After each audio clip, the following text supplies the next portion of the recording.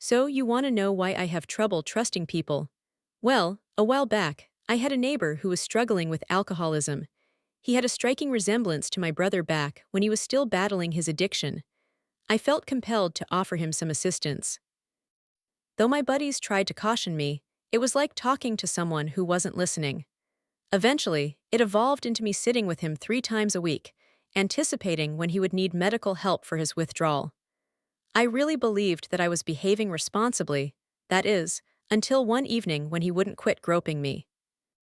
Following that incident, the more I turned down his unwanted attention, the worse things got for me. Almost overnight, I started finding fires burning just outside my windows, and dead, disfigured rats appearing right at my front door. I was beyond scared.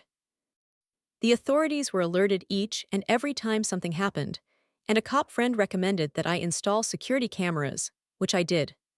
Sure enough, before long, I had video evidence of my neighbor just standing outside my yard, staring at my window in the dead of night at 3 a.m. in a strange sense. I was anticipating him doing something that would warrant his arrest.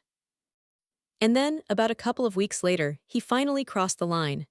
There were construction workers in the garden right next to my house, and apparently, they woke him up at 4 in the afternoon. As revenge, he grabbed a kitchen knife and took off running after a pair of the construction workers and the neighbor's dog. Thankfully, no one was seriously hurt.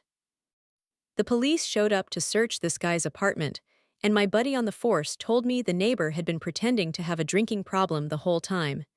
He would take an ambulance ride to the emergency room, only to discharge himself and trek back to his place.